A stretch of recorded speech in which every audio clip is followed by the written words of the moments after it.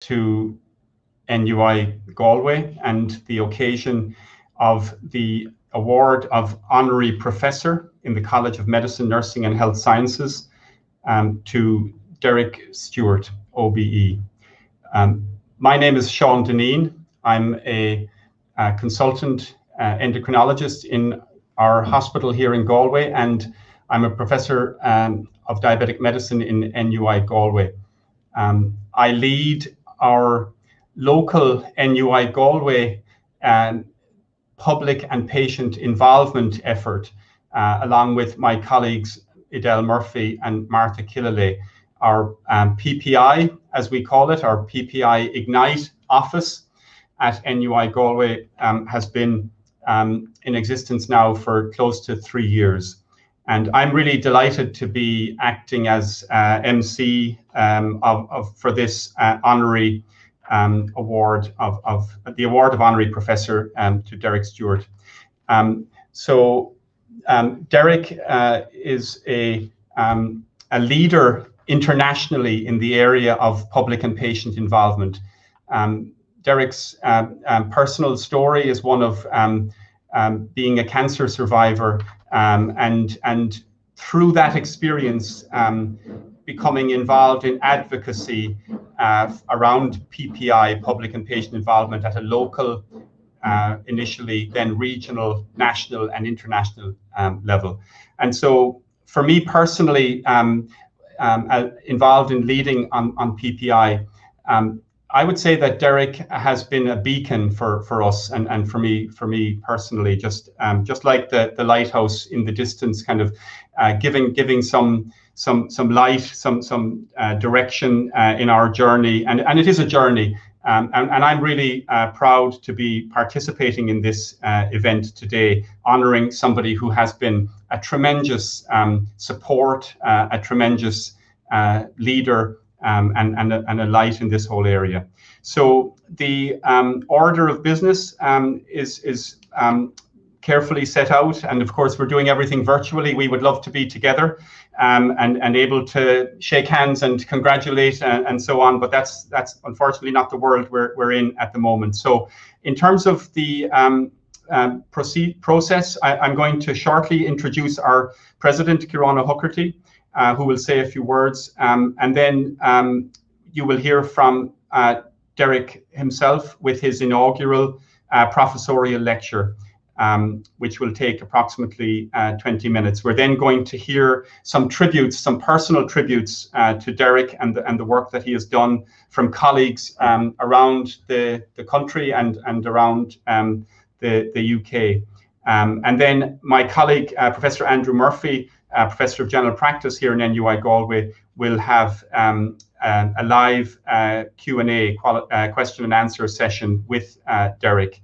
And finally, Dr. Sandra Galvin from the Trials Methodology Research Network will close the session, and there will be a formal presentation to Derek, and you'll need to stay tuned to witness that. So it gives me great pleasure then to introduce Uachtaráin na HOllscoile, Professor Kieran O'Huckerty, to say a few words. Kieran. Give me great pleasure to introduce Derek Stewart today, and just looking back over the process by which he was nominated, I was reflecting on a number of things. First of all, the sense of consensus and unanimity around this particular nomination and this particular honour. Many colleagues proposed Derek to be appointed as an honorary professor at NUI Galway from many different disciplines, and all spoke of him, and he was supported by external supporters as well, with great warmth and with great respect. And I think it's a great mark of the man that anybody in academic life and in clinical work can bring together such a coalition of interest and such a coalition of respect to nominate him to this award. And we were delighted, and we are delighted at NUI Galway to support this particular nomination for that reason. The second reason is because Derek, I think, encapsulates and embodies in one person, which is again is a very rare thing, the values of NUI Galway, as we've agreed as a university community. Values of respect, and in particular, when you look again at his work, the work as a patient advocate, as a person who respects the evidence in the context of the work with patient evidence and patient advocacy more generally. Again, somebody who's embodies this particular work and sees the person at the centre of it. And I think that's a particularly important part of what, again, at NUI Galway and in our relationships, not only as academics, but as clinicians and as practitioners and as people who work with other people. I think that's a tremendous hallmark in one person, and we commend Derek for it. Secondly, that sense of openness, and again, working with others, that sense again of public and patient involvement in research, and that sense of learning that we have, that we are on a journey, as Sean has said, and this is a two-way street. That we very often as universities we find ourselves in a position where we teach, but we also learn. And I think in the context of public and patient involvement, that's a particularly important principle that at NUI Galway, I think we're distinctive in, and it is very much part of the fabric of the research that's carried out in many different areas. And I'd like to commend Derek for his advocacy of same, and also our colleagues for their work in that regard. The third area, value that I think is encapsulated here is excellence. And again, the work with Evidence Synthesis Ireland and Derek's work in that context is emblematic of that. But I think, again, it inculcates all of this work. In that excellence, very often we mean as high standards, and that's very much what we mean by excellence, but also in seeking to really work with others with respect and with engagement and with understanding. And again, the work understanding from the beginning, not just doing work and then trying to draw conclusions at the end with the public and patient involvement, but from the beginning, thinking about how we design our work and how we design our research and how we engage more generally. I think that has excellence in its fabric as well. And then finally, that value of sustainability, which very often we rightly take and our students take as sustainability in an environmental sense, and in the context of sustaining our planet. As a university, we also see it in a broader sense, sustaining the community in which we live, sustaining the community in which we work, of which we are a part, sustaining the next generation of research and the next generation of clinical work, and the next generation of faculty and the next generation of people who work in this field, and the next generation of clinicians and the next generation of patients and public. And I think that's very much again a hallmark of this particular appointment, in that this is about sustaining life and sustaining that most important aspect of what we are as human beings, sustaining each other and sustaining our work, but most importantly, sustaining ourselves as human beings. And that's the third element I'll come to and finally, commending Derek Stewart for the work done in all of those contexts, but most of all for the work he has done with people and for people, and that sense of kindness that he has shown, and that inculcates all of that work, and it comes across very clearly in all of the work that Derek does. And I'm often reminded now, in the times that we're in, when we're often in the midst of a storm and of sometimes what seems like calamity, it's always good to go back to first principles and why we exist as human beings, why we exist as an institution, why we exist as a community. And when I came here first to NUI Galway, I used the word kindness, which seemed to capture a particular tone at the time. And I think that most of all is what I'd like to commend today from Derek Stewart, but also more generally from all our colleagues to you. We thank you for your kindness. We thank you for your sense of engagement with us. We thank you for your valuing of our own values and your embodiment of those values in one person. So as a university community, I welcome you, I congratulate you, and I thank you for the work done. Gumeen Mahagat August Tommy de Sul, maybe the Goberlath Awada Makinshaw. We hope to work with you for a long time ahead. And we welcome you to NUI Galway virtually, and in hopefully in more opportune times we'll get to meet in person. Gumeen Mahagat, thank you. Great. Good, Mahgood, Kieran. Thank you.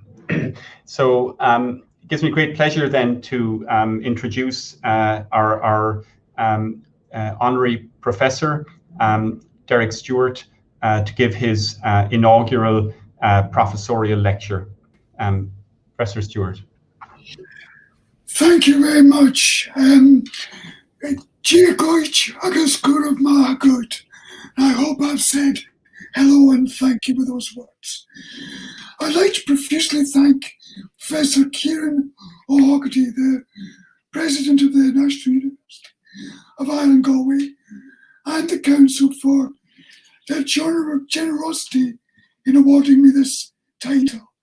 I'm moved beyond measure and humbled by the responses I've received. I welcome everybody who has joined us here today. So, Galway Bay, for me, involving patients and the public with research, it's a place for learning. It's the walk along the shore between the land and the sea. It's getting our feet wet, sailing off and returning to harbour.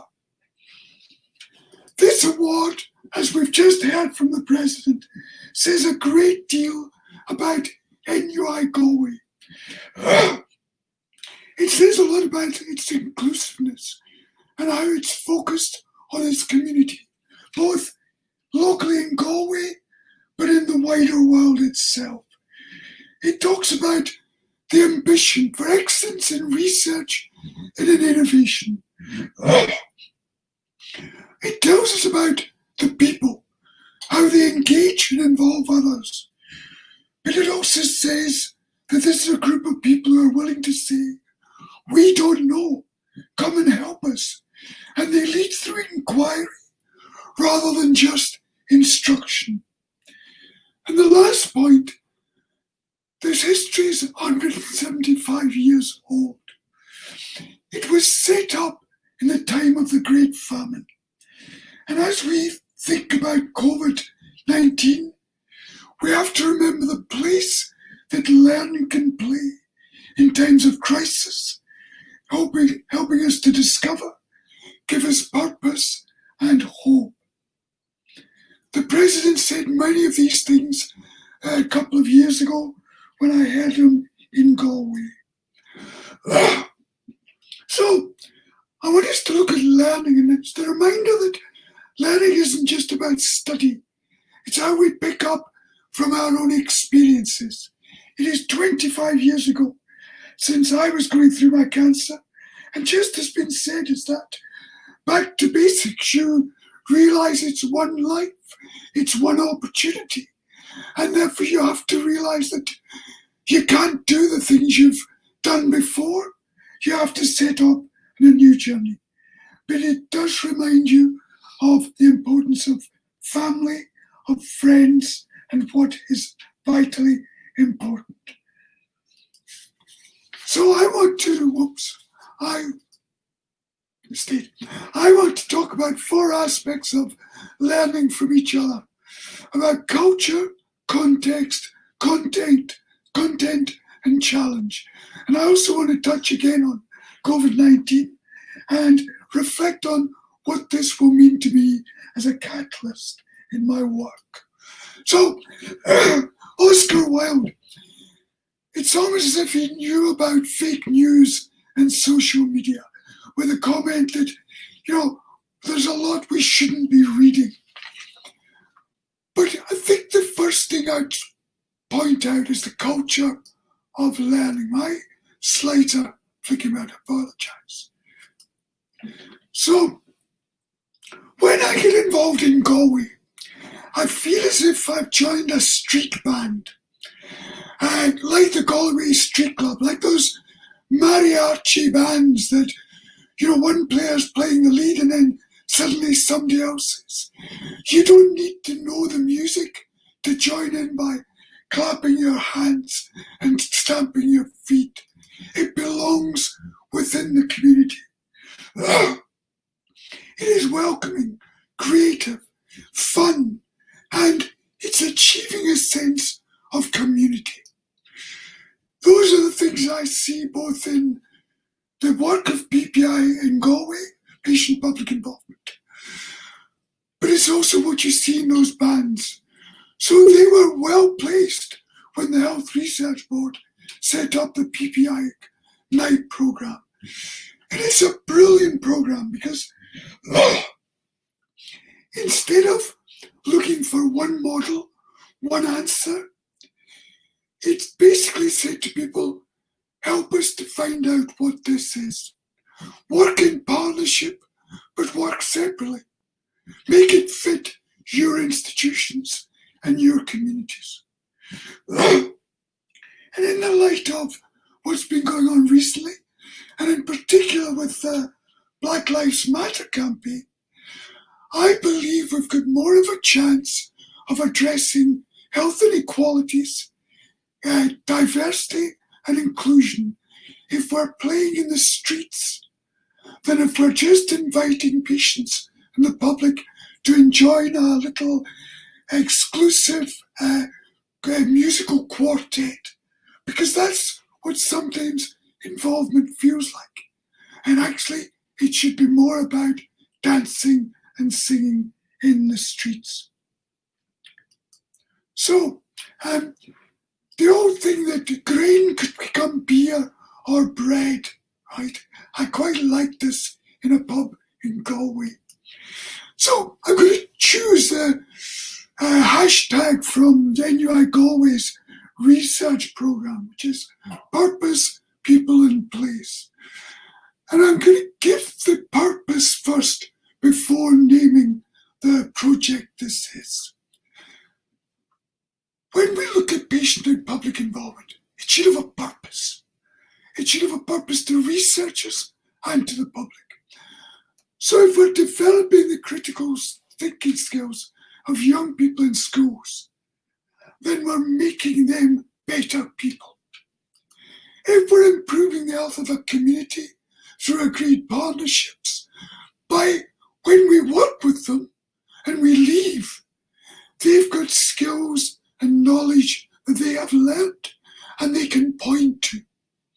If we're saying to the public, well, just ask a question. What do you want to know when you read in the media or see in the media? Do you want to know how reliable this is? Then that purpose makes a huge difference. And you see this with START, with the Community Engaged Scholars Programme, with the iHealth Facts. But in all of these, we might say, and I might say, well, I did help with a little bit here, a little bit there. But actually what really has changed, when I listen to the team of researchers, and you all know who you are, right? You are filled with an enthusiasm. Your thinking has changed. You have a new perception of what research is about. You tell me things about what the young people said and did.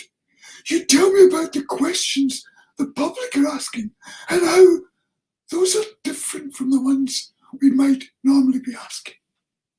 This is about fundamental change. And when we work together, we can create so much more than just commenting on a lay summary or on a participant information leaflet. Setting is an important part of context. I'm not sure whether I could go on a tightrope. I certainly wouldn't be trying to play a violin. So I'm not saying it's easy. But, of course, if you're working in clinical trials, the patient might understand those. If you're working in lab-based studies, that's a little bit more challenging. But we know it's happening in Dublin and in Ireland. We see it in medical devices with Curum as to the fact that actually we can do this. And of course, modelling and trial methodology, where we're trying to transform the way we do research. These settings are different, right? But of course, it also matters where the patient's condition is, their illness, the treatments, and what do you actually want to capture? Is it current patient's future? And therefore our learning has to be tailored to those three elements. And this loaf's in a shop in Galway. And I thought, goodness me, how do you eat a loaf like that? And then I realised they use it to cut. Because that's what eating a loaf's about. It's having it in a sandwich, having it in small pieces, and thinking not only what do you want on the sandwich, but what do you want with it? And then, have you enjoyed it? You know? So I've been learning Gaelic during all of this, of the lockdown. It's fun, it's in bite-sized pieces, it encouraged me. The little figure has never told me yet I'm doing rubbish, which is what you need when you're learning. It's got pictures and images, and it's got modern references. So how do we make involvement and how do we make research in those sort of cases? The Patient Effect, created by NUI Galway, a simple film which doesn't talk about PPI as such. It talks about people's health, their health story, and what their involvement with research has done for them, for the research, and for people's health in the future. The minimum they needed to know was to tell the story and tell some explanation of it. For researchers and also for patients, you can join various conferences. The one this year was online, so it made it far more in bite-sized pieces. Of course, if you want to know more, you can go to Evidence on Cochrane Island or in Evidence Synthesis. And if you don't know what Evidence Synthesis is, click on the link because there's a brilliant little video that just explains it in terms that even I can understand. So, next one is challenge. When trying to climb an impossible cliff or being close to the edge, often when you're diagnosed with a life-threatening illness, it does feel as if you're close to the edge. For some researchers, they look at what you're supposed to do with PPI rather than actually let's just go and have a chat with some people. They see it as a huge mountain to climb. So, and of course, but in Ireland, they have safety barriers. And with the work they do, it's the equivalent of teaching rock climbing, giving people the confidence and doing some abseiling. That's where those projects I mentioned do that sort of work. When I was a teacher many years ago, I worked with difficult pupils, sometimes called challenging pupils. And it was an inspector who said, they're not challenging pupils. The challenge is to us as teachers to do this better. Because if we can help to educate them, we make them and help them become good citizens. And I think that's the challenge for researchers.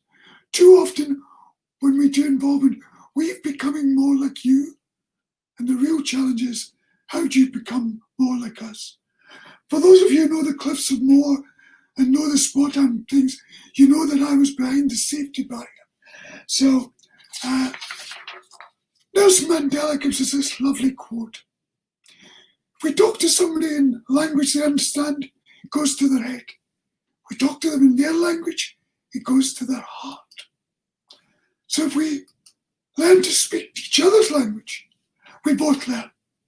The patients and the public should be saying, would you like your research to be relevant to those who are intended to benefit? Do you want it to be understandable? Do you want to be able to recruit people?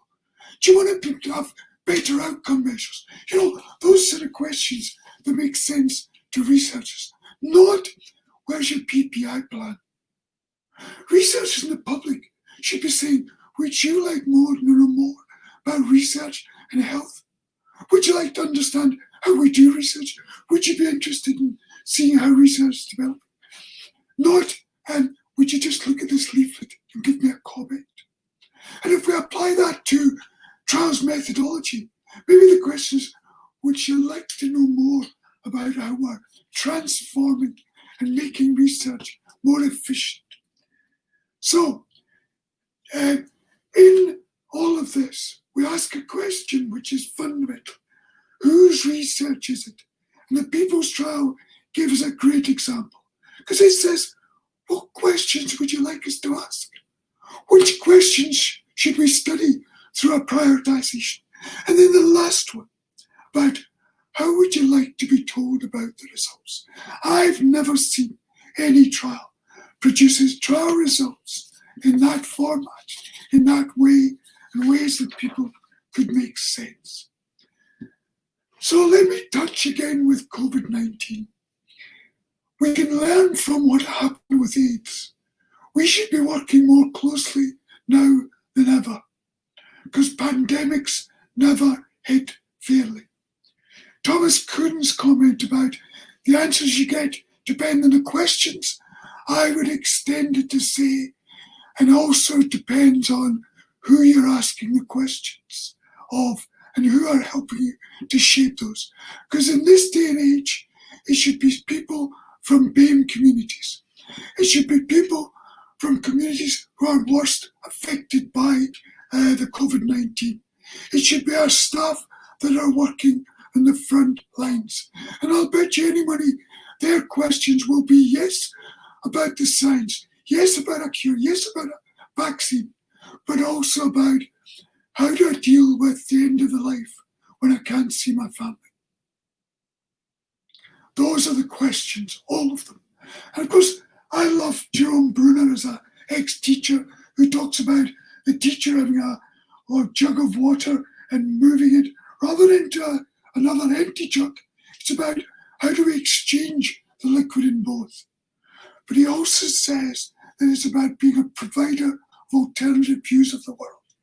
I think that's what NUI Galway is trying to achieve. And what we need with this is it being a strengthener of the will. I hope this appointment, this award, which is so moving for me, will help form a catalyst for learning. I hope I might learn how we could work with charities and the health charities, Health Research Charities Ireland and IPOSI patient organisations. How can we help address health inequalities and improve inclusion?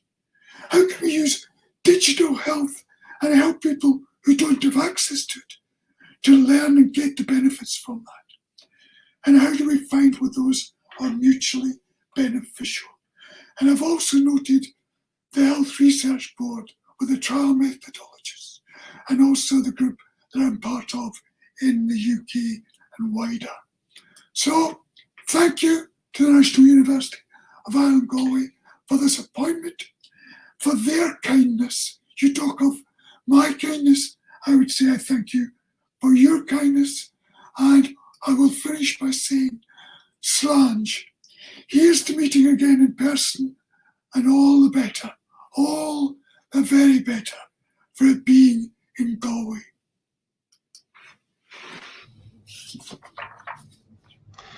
Thank you very much, Derek, for that wonderful inaugural lecture, and I'm always impressed when I hear you speak. It's very much this continuum from knowledge to wisdom, and I think there was tremendous wisdom in your words there. So as the president, as Ciaran O'Huckerty mentioned in his opening address, the one of the features of Derek's nomination for this honor was the broad church from which we came, across the university, and indeed I think if we had the opportunity across the country or across the islands that we live on.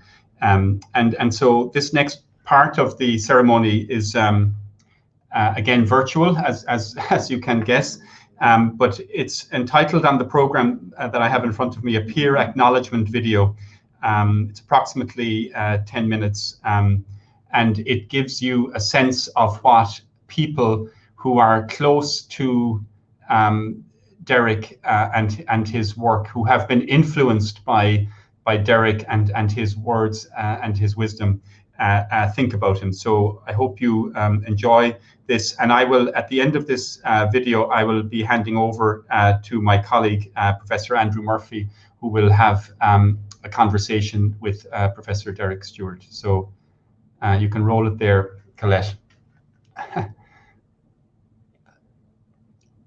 Hopefully.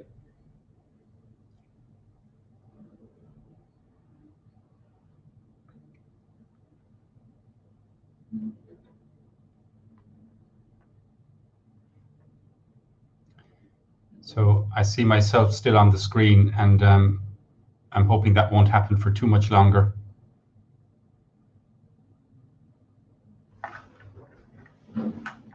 Anna Cody here from the Health Research. Congratulations to your appointment to NUI Galway and to your professorship. I had started to think of you as a staff member there anyway, so I'm glad that that's official now. You have a long history of working with researchers and PPI contributors in Ireland, and we've been very privileged to draw on your huge experience and also on your perspective in all the ways in which England and Ireland are different. So I hope that you enjoy your day, and that when we can all travel again, that Pat and yourself will come to Ireland even more often than before.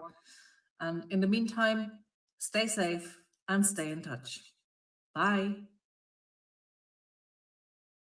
I'm absolutely delighted that Derek Stewart is now going to be a professor at NUI Galway. To say it is deserved would be an enormous understatement. It is absolutely, without question, deserved.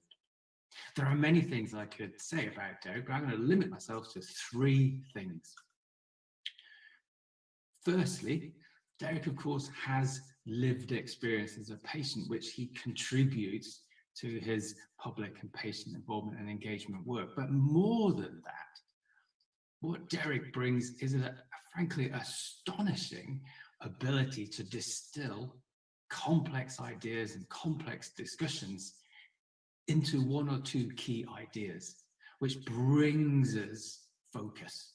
And that is just a remarkable ability and skill that Derek brings routinely to his work. And I can give an example of that, which is my second thing, which is we had a meeting last year and invited Derek, and we were talking about feasibility work, and we've been talking at length about complex issues.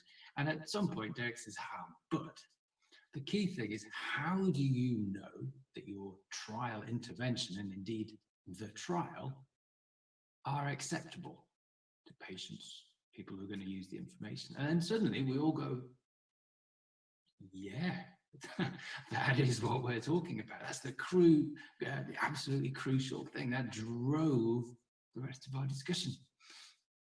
Without that sort of ability to distill complex ideas, we could be wandering in the wilderness for hours. Brought us together. And the last thing I think that I'd like to highlight is that Derek is really clear about conversations, supporting conversations, and the research often does not bring a neatly packaged answer, but what it does offer patients and the public and others is an ability to ask informed questions. And I think, again, that's a very different way of looking at what research brings and how we can work as researchers with members of the public and patients to help everybody make better decisions about their health. Well done, Derek. Great to hear this news. Hello, Derek, and this is the other Derek Mitchell here from Mike Posey. Just wanted to send you a quick message just to say congratulations on today's enormously deserving honour from NUI Galway. Personally, I'm delighted that my old alma mater has chosen to recognise someone of your calibre, your inspiration, your expertise. It's just fantastic to see this being truly recognised at this level. My own little story about Derek Stewart is actually from a third party, from another patient advocate who Derek will remember quite well, and that is the Welshman Neil Formstone. And Neil and I worked together on a biobanking initiative at the European level many years ago. And Neil was a fantastic patient advocate for our stakeholder forum. He was so clear, articulate, and really had that wider sense of the healthcare environment, and also, crucially, an understanding of where patient input could really make an impact. And I got to know Neil over a few Guinnesses after some of the meetings, and he told me about who inspired him to become a patient advocate. And I heard in great detail about the one and only Derek Stewart, and it triggered my own interest in Derek's life and career as a patient advocate. And I'm happy to say that over the years we've become good colleagues and friends. But I think that encapsulates Derek Stewart in terms of his ability to inspire other patient advocates to come forward with confidence and information to have their voices heard. I just think that Derek has been such an inspiration to not just advocates, but also those of us who work on their behalf, whether we be researchers or policymakers or biobankers or clinical researchers. So congratulations to you, Derek, and I certainly hope to see you for a couple of Guinness in the not too distant future. All the best. Hello, Derek. My name is Mary Roach, and I'm a member of the Public Advisory Panel at PPI at NUI Galway. I first saw you at a PPI conference in Galway, where your talk was inspirational, enlightening, humorous, and thought-provoking. Given your journey through your treatment for throat cancer, I will never forget one of your most powerful statements: "When you've still got a voice, use it." This statement motivated me, and I am sure many people at the conference that day. It prompted me to become much more proactive as a PPI contributor. My interest in PPI stemmed from taking care of my daughter during a treatment for a rare autoimmune condition, which included chemotherapy. Plus, I also took care of my elderly father, who was on dialysis. My background is nursing, and I also worked for a marketing company that was a multinational drug company for 8 years.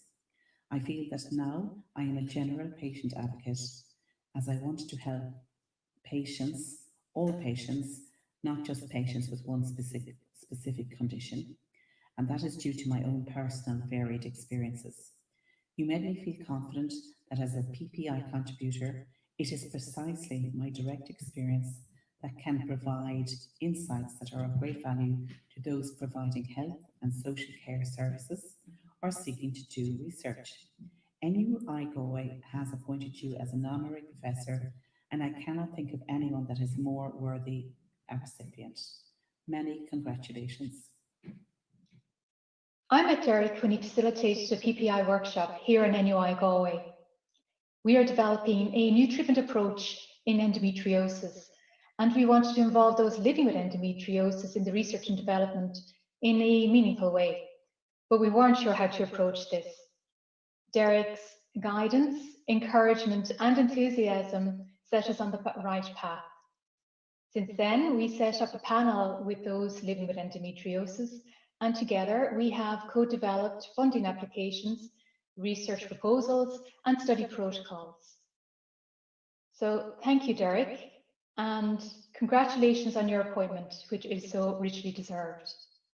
I met Derek in 1975 when he was teaching in Drumchapel, a fairly deprived area of Glasgow, famously described by Billy Connolly as a desert with windies, and he'd already been asked to set up a centre for pupils who had been excluded from school.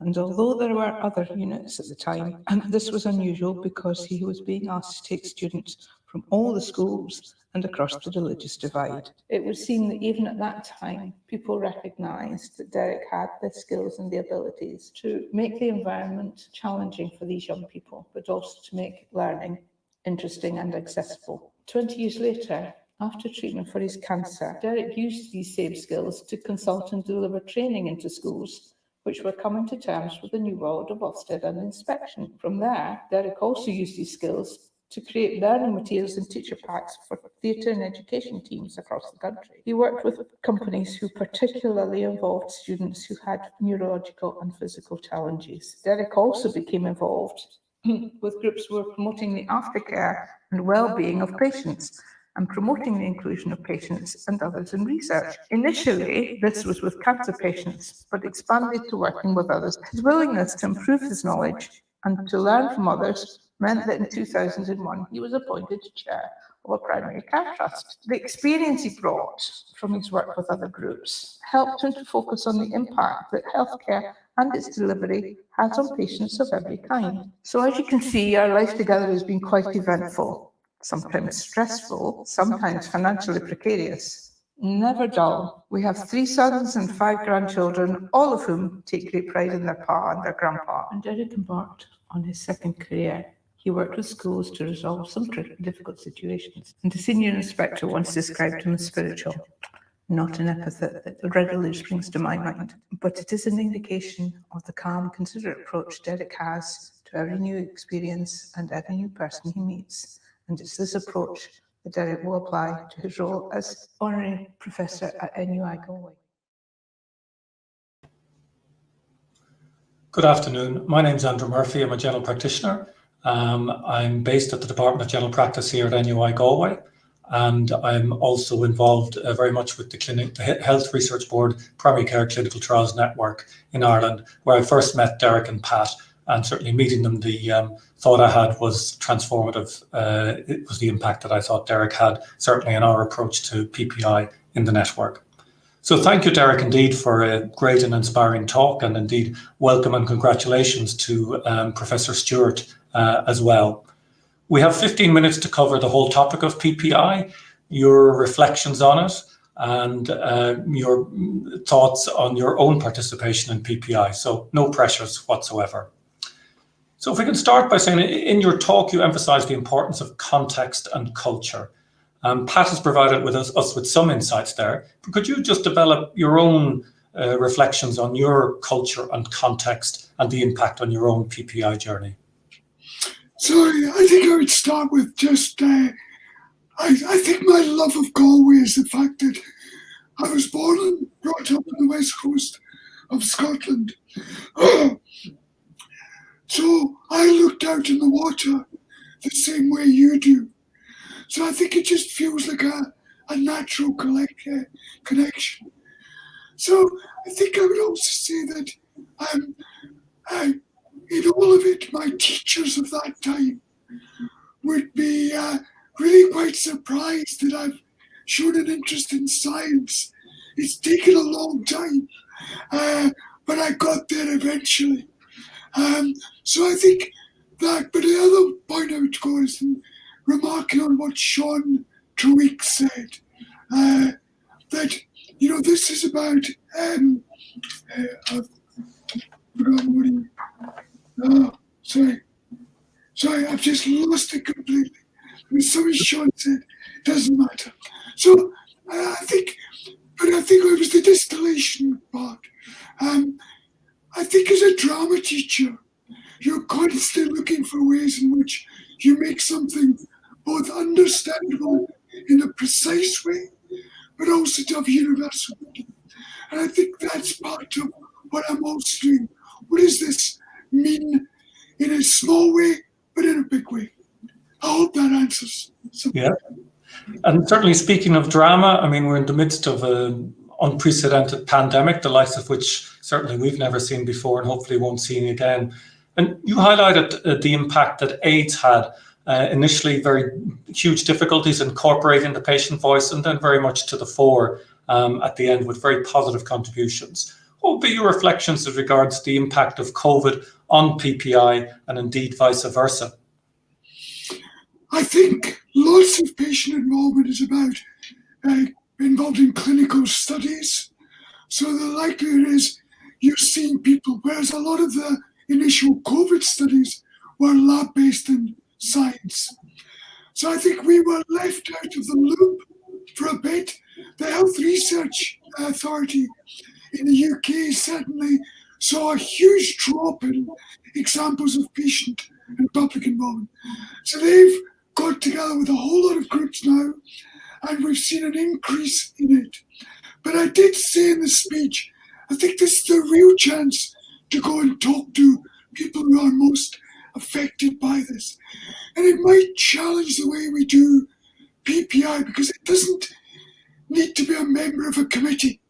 It could just be some early conversations with people who are in hospitals, who've come out, because it seems to me there's a lot of people who are now going to live for a long time. If I look at cancer, the outcomes initially were, well, you're alive after 5 years, 10 years.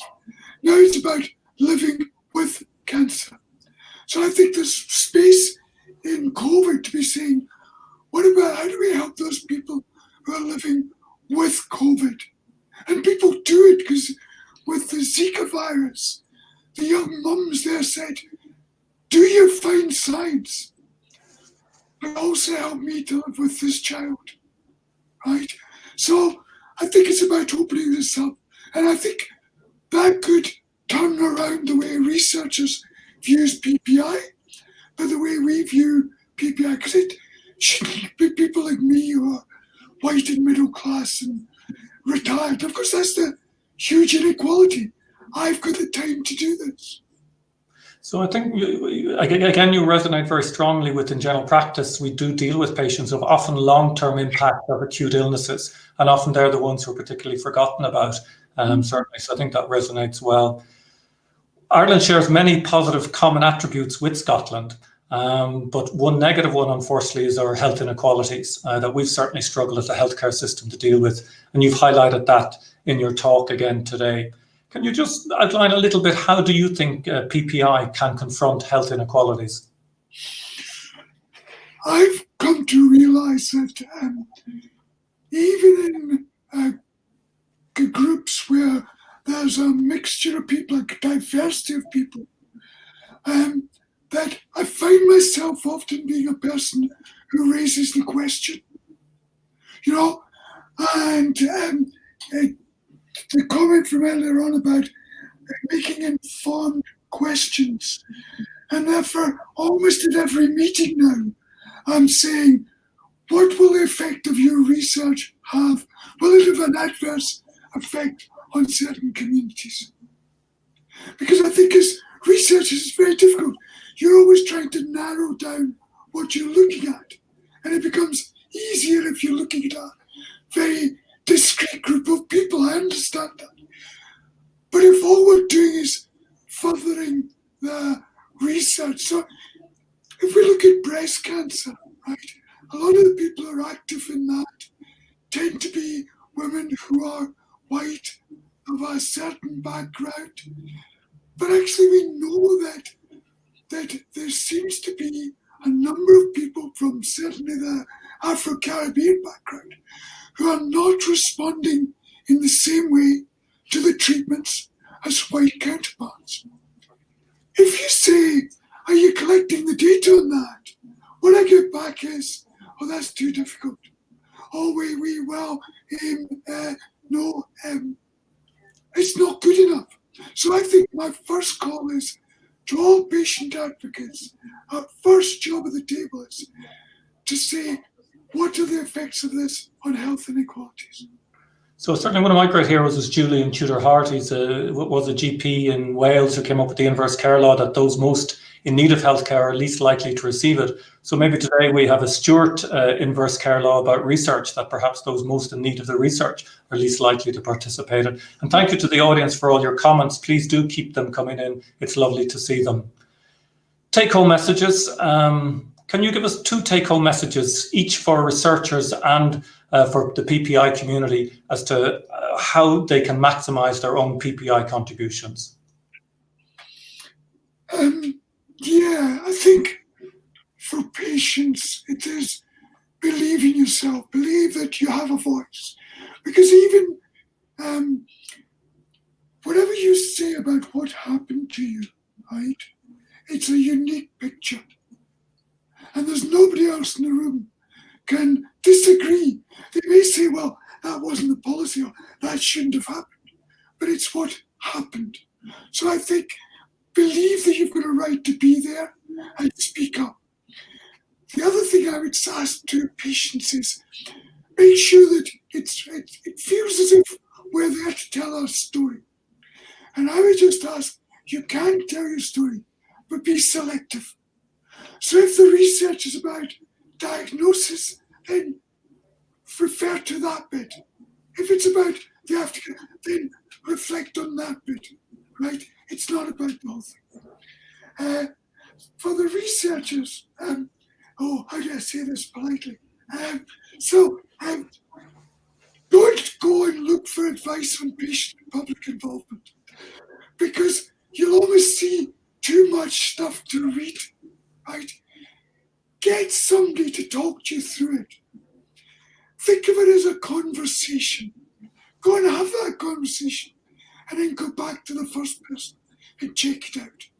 Because if we see it, I think one of the dangers, one of the most harmful things that's happened is it's become in one way a transactional arrangement.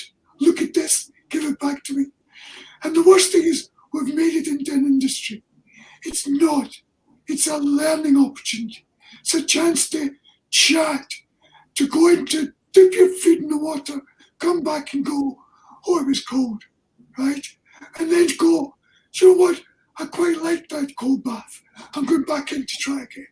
So I think those would be my things to researchers. And again, I think it's really nice the way that you bring it back to the learning community, which, you know, at the end of the day is what a university is supposed to be about. So my final question is based on a great quotation from your fellow Ayrshire kinsman, Robert Burns. And you did a great job of the Irish Gaelic accent. I'm about to mangle the Scottish accent, I'm sure. But Robert Burns said, the best laid schemes of mice and men gan aft a gley. What would your 21-year-old newly minted callow cocky teacher make of the scheming that you have done over the past number of years? Okay, so I can't do the whole of Tam O'Shanter, but I won't. Let me think about this. I want in there the schemes.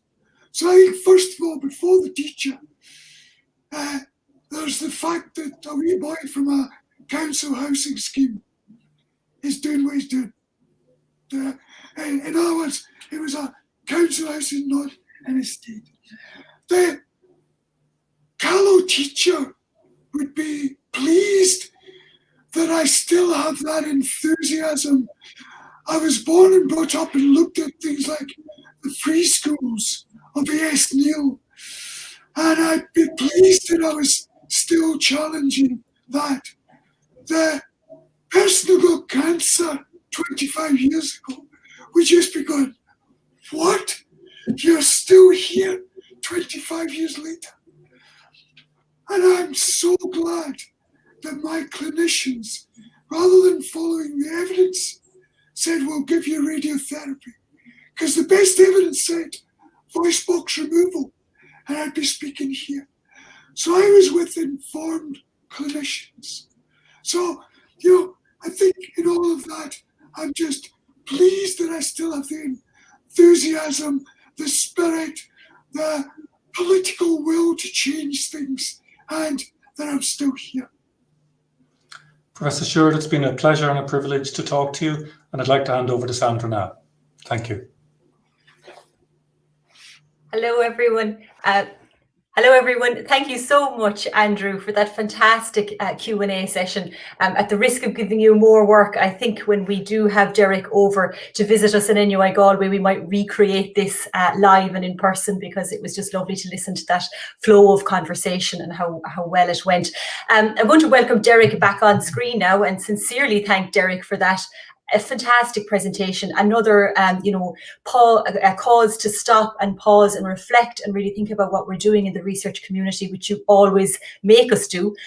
Some wonderful reflections there. Some of the fantastic comments are coming in, centre around how they're enjoying how much you know about NUI Galway's research programme and the activities therein, and you've obviously contributed significantly to so many initiatives across the university. So thank you for both that presentation and the Q&A session. My name is Sandra Galvin, and I'm the Programme Manager for one of the initiatives that Derek has spoken about, the Health Research Board Trials Methodology Research Network, which is based where the national office is based in NUI Galway, and I have had the privilege of knowing Derek and working with Derek within the TMRN over the last while. And as I said, he always causes us to pause and challenge our thinking around PPI. And I know you mentioned there in your talk, Derek, about the different settings, and maybe we all bring our preconceived ideas about when PPI can and can't be used, but actually you spoke about so many settings where it is entirely appropriate to consider PPI and embrace this and use it. And we're certainly very grateful to have you now joining us formally in NUI Galway. I want to thank as well the people that contributed to that fantastic acknowledgement video. Derek, you hadn't seen that before this. You hadn't seen that video. I'm sure you're going to look back on it a number of times, as will I. It was really a lovely way of getting the wider community involved in this event, because given that we are virtual and we are online, I hope it brought some of that personal flavour into what we're trying to achieve here, and that this is very much a celebration. And I want to acknowledge all of the contributors to that video, and in particular, Derek, you spoke about being a catalyst, and I think that video is an excellent example of how you're already a catalyst, particularly in NUI Galway, with, for example, our PPI contributor Mary Roach speaking in that video, and how you've inspired both PPI contributors to come forward and to get involved, and also how the research community have such a greater understanding of the PPI area. So sincere thanks to you, Derek. At this point, I want to acknowledge, I think I'm going to call her our partner in crime now at this point, and that's your wife, Pat, who spoke so lovely as part of that acknowledgement video. I'm delighted that Pat is here and can join in. And thank you, Pat, for you kindly accepting and agreeing to make a small presentation to Derek. Really, we wanted to send something over as a token from NUI Galway.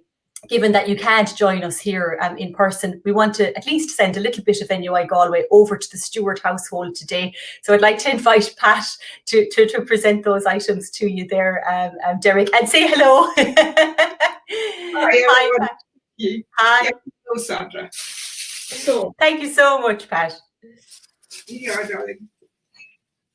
Oh, wow. So, thank you very much. That's beautiful. I think that will be up there next time. Right? Fabulous. And this is the glossy top. Can I also just add my thanks to all those people who gave those remarks? You're right, Sandra. Incredibly touched. So let me see. Lovely. Oh, that's great. How beautiful is that? And as they say, behind every great achievement in life, I know that there's always somebody waiting in the wings who is the real support and the real rock behind those achievements. And I think, Pat, it was very clear from what you were, how you were able to articulate Derek's work earlier. It's very clear of the rock and the support I'm sure that you've been in Derek's journey. And I just want to sincerely thank you for contributing to that video, and also for doing this, for joining us live at this event today. It's fantastic. And hopefully, as we keep saying, we will have you both over to NUI Galway at better times, where we'll continue this conversation, and so many people want to meet with you again and to continue that journey. So thank you specifically again to Pat and also to Derek. Thank you so much. I should have a drink here to raise it to you, Derek. Apologies. Sandra. So now I'm left just at the end now to close this event with some words of thanks. And again, of course, I should say thanks to Derek for accepting this honorary appointment, and again for all the work he has done with us in NUI Galway to date. We're very grateful for the work he has done, but also for the road that lies ahead and the journey we will take together. I want to acknowledge a number of people now, if that's okay. As you know, this is a process, and there was a lot of people involved in getting to today's celebration. I want to acknowledge the people behind this nomination in NUI Galway, in particular Professor Declan Devan, Professor Tim O'Brien, Professor Andrew Murphy, Professor Molly Byrne, Professor Sean Deneen, who contributed to today's event as well. Thank you so much, Sean. And also Edel Murphy at PPI Ignite at NUI Galway, and also Nikita Burke with Evidence Synthesis Ireland and Cochrane Ireland. And I hope I haven't missed out anybody in NUI Galway. Apologies if I have. I know so many people contributed to get to this event. To those in particular outside of NUI Galway that rolled up their sleeves and wrote letters of support and nomination for the nomination process within NUI Galway, in particular Dr. Anne Cody within the Health Research Board, one of our main funders here in Ireland, and also to Professor Sean Traweek from the University of Aberdeen. We're very grateful that you contributed to the nomination process also. I want to sincerely thank our President, Professor Ciarán O'Huckerty, for joining us live and offering such a warm welcome to Derek. We're very mindful that this would be so lovely to have a live event, but in the current climate that we're in, it was lovely, Professor O'Huckerty, that you could join us and you could extend that warm NUI Galway thanks and welcome to Derek and Pat. I want to sincerely thank everybody who joined us in live today for this, I guess, a celebration, as we're calling it. And also, if you are inspired by the area of public and patient involvement in research, I'd welcome you all to reach out and get in touch with our PPI Ignite at NUI Galway office. And I mentioned Adele Murphy's name there earlier. And at the end now, we will show a slide with the contact details for which you can get in touch with the PPI Ignite office, should you also be further inspired by Derek's excellent words as part of this presentation. We will make the recording of this event available live to everyone who has registered and on the relevant websites within NUI Galway as well. So that's all for now. So from me and from all of us at NUI Galway, thanks once again for joining us. Stay safe and take care.